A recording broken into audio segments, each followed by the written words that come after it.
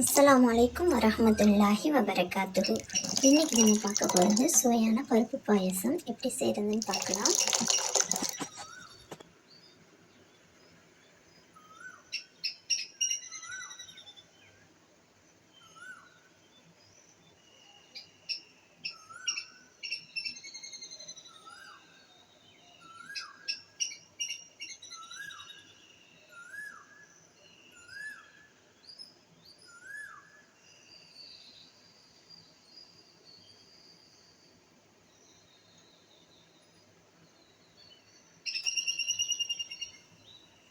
ஒரு கடாயில் அரை கப் பாசிப்பருப்பு எடுத்து நல்லா வறுத்துக்கிறங்க. குறைந்த தீயில் வச்சு ஒரு 2 நிமிஷம் வறுத்திங்கன்னா போதும். எதனால் வறுக்கிறோம்னா பாயசம் பச்சை வாசம் இல்லாமல், பருப்போட வாசம் இல்லாமல் நம்மளுக்கு நல்லாயிருக்கும். அதனால இதை வறுத்துக்கிறோம்.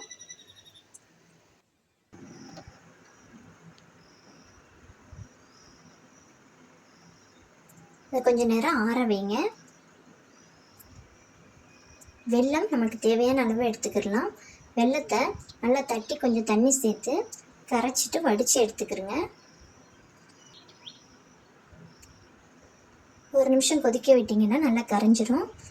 வடித்து எடுத்துக்கிறங்க. இப்போ பருப்பை நம்ம 2 தடவை களைஞ்சிட்டு தண்ணி ஒரு 2 கப் சேர்த்து வேக வச்சுக்கிடலாம். 2-3 விசில் விட்டிங்கன்னா நல்லா வெந்துடும். தேங்காய் உங்களுக்கு தேவையான அளவு எடுத்துக்கிறங்க. பாதி தேங்காய் அல்லது ஒரு தேங்காய் கூட எடுத்துக்கலாம். தேங்காய் பால் எந்த அளவுக்கு அதிகமாக சேர்க்குறோமோ அந்தளவுக்கு டேஸ்ட்டாக இருக்கும்.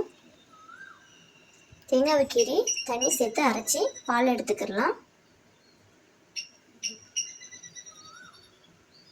ஃபஸ்ட்டு பால் செகண்ட் பால் எடுத்திங்கன்னா கூட போதும். இப்போ முந்திரி திராட்சையை நெய் அல்லது தேங்காய் எண்ணெயில் வறுத்து எடுத்துக்கிறங்க. நம்ம இதிலே செய்கிறதுனால நம்ம வறுத்து அதோடு சேர்த்து நம்ம வெள்ளைப்பாக ஊற்றி ரெடி பண்ண போகிறோம். தனியாக பிளேட்டில் எடுத்து வைக்க கூட தேவையில்லை. நீங்கள் விருப்பப்பட்டீங்கன்னா தனியாக பிளேட்டில் கூட எடுத்து வச்சுக்கிறோங்க. நான் அதோடு தான் சேர்த்து நான் வெள்ளைப்பாக சேர்த்துருக்கிறேன். வெள்ளைப்பாகுக்கு பதிலாக நீங்கள் நாட்டு சர்க்கரையை கூட கரைச்சி அதோடு சேர்த்துக்கிடலாம், அல்லது சீனியை சேர்த்துக்கிடலாம். உங்கள் விருப்பம் போல் நீங்கள் ரெடி பண்ணிக்கிறீங்க. இப்போ தேங்காய் பால் அதோடு சேர்த்துடலாம். பருப்பு நல்லா வெந்துடுச்சு. கரண்டியில் பருப்பை கொஞ்சம் நல்லா நச்சு விட்டுக்கிறங்க. இப்போ பருப்பையும் அதோட தண்ணியோடு சேர்த்தாச்சு.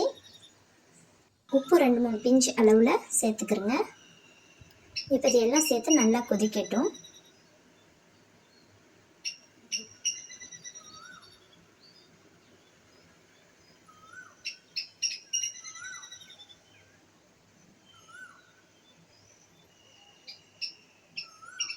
இப்போ இதோட நம்ம பசும்பால் கொஞ்சம் சேர்த்துக்கிற போகிறோம். நான் பால் ஆடையோடு சேர்த்து பசும்பால் சேர்த்துருக்கிறேன்.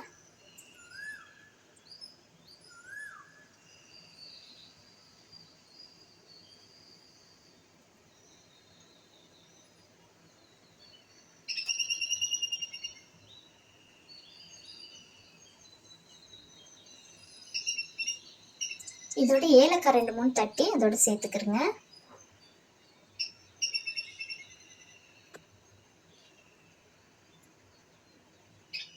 இது நல்லா கொதிச்சதும் ஸ்டவ் ஆஃப் பண்ணிடுங்க. இதை நம்ம கூலிங்காவோ சூடாகவோ சாப்பிடலாம்.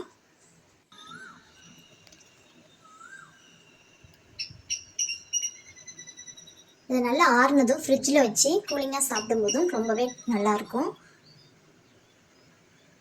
அல்ஹம்துலில்லாஹ், சூப்பராக ரெடி ஆயிடுச்சு.